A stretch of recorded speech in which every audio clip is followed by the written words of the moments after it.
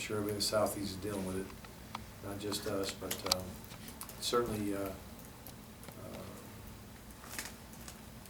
it's been a group. We got a group of guys that are really pushing through it and giving good effort, and trying to learn what to do. Some of them are reviewing, some of them are perfecting.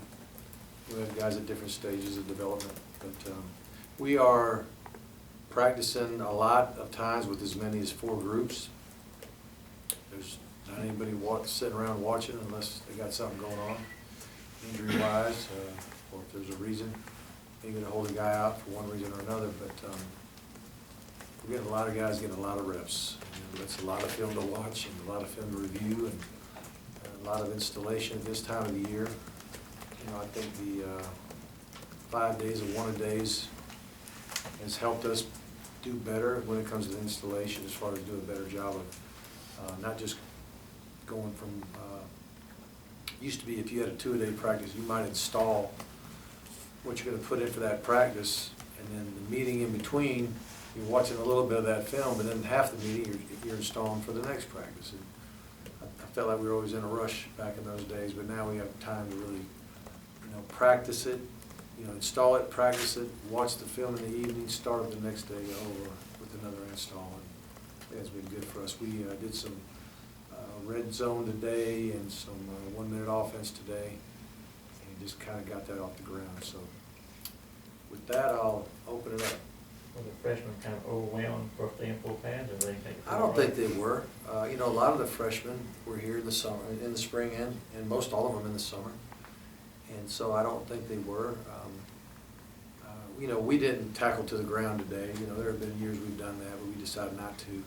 There's plenty of time to do that. And truthfully, if you do a good job of thudding, the technique we use to thud, you really have to move your feet better than if you're tackling them. You can lay out and tackle a guy, but you can't lay out and thud a guy. You got to get up to him and strike him.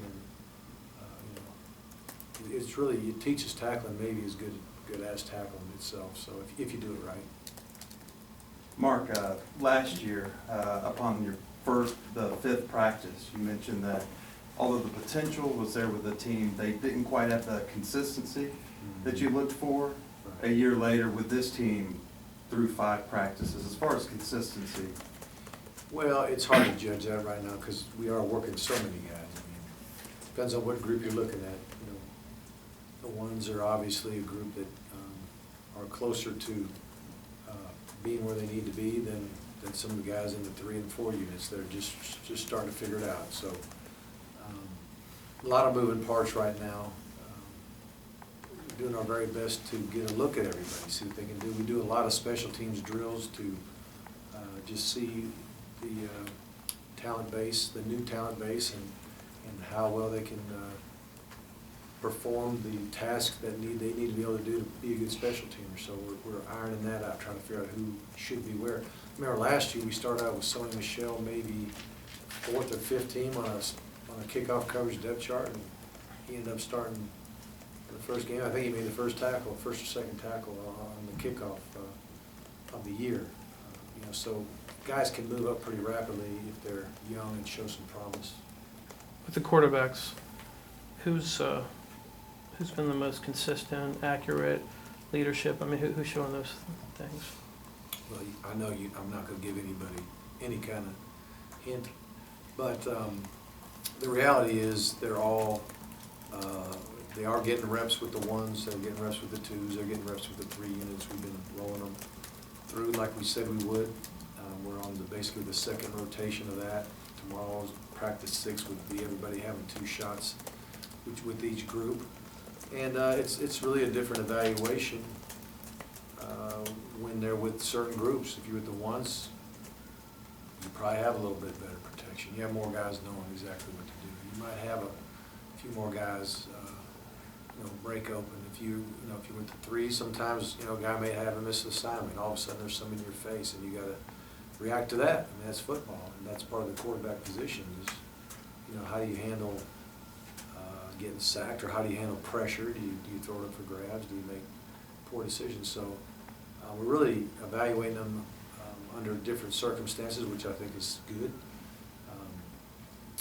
not trying to make any judgments on anybody yet. We're just gathering information, and we still have a good bit of time before we have to figure something out. Why was Isaiah McKenzie not out of practice today? He pulled a hamstring, different leg.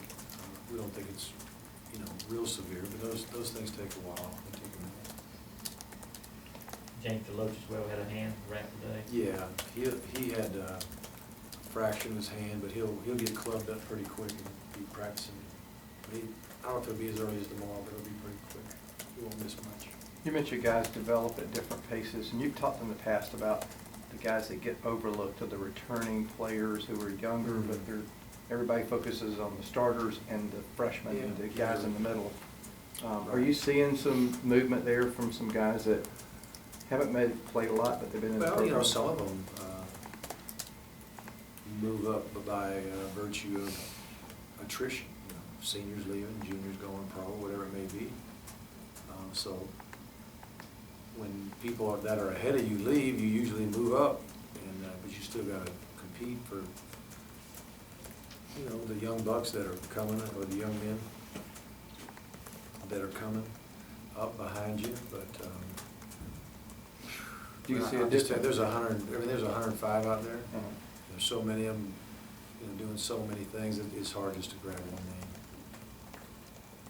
Well, Alden Bynum, he's been working between where he's been number 2 at left tackle. He's still, I guess, a little undersized to really be considered a contributor. Well, I don't know about that. I mean, if your second team and the first teamer gets hurt, you may be contributing no matter what you weigh. Yeah. Little by little, he's been inching up, and he's getting better at what he does. But he's certainly, we would love to see him, gain a little more weight and continue to improve his technique and all that kind of thing. But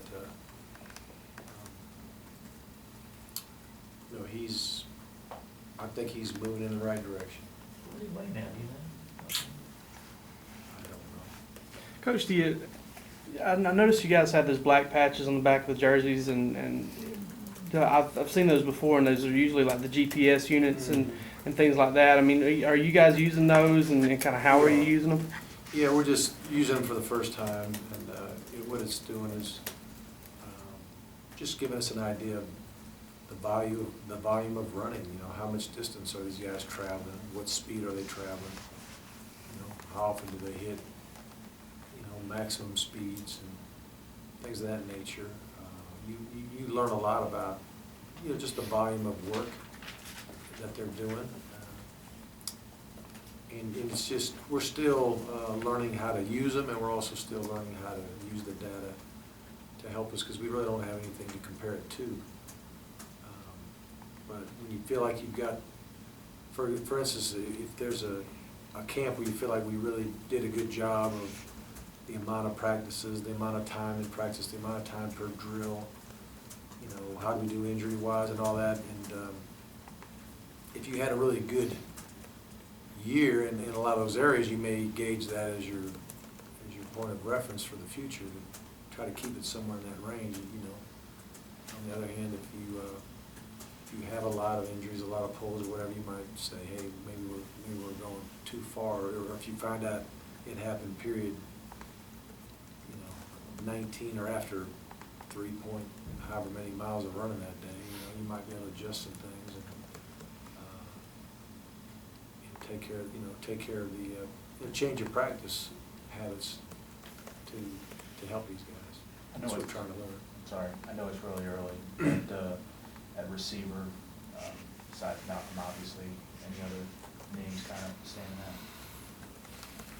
out? I'll say this, compared to spring, we've got a good number of guys out there, and it's really helping. Although when we spread to 3 and 4 groups, it does make it makes that depth really get thin. If you got these guys on this field, these on this field, these on this field, these on this field, and you're repping, at a pretty good clip, you could still wear them down a little bit. But it's just good to see that many guys out there. I would just say, as a unit, we need to catch the ball better overall. I do think that we're going to be a pretty athletic bunch. But there's still a lot of learning going on with the young guys, and we're still, you know, trying to get better at what we do, but, you know, right now I'm pleased with the unit. Reggie Carter said yesterday that everywhere Tim Kimbrough goes, he's got his iPad studying the playbook. Just what did you see from Kimbrough so far in this first week? Well, he's working hard. I mean, he's getting a lot of reps with the one unit, and he's taking that responsibility serious. And you know, so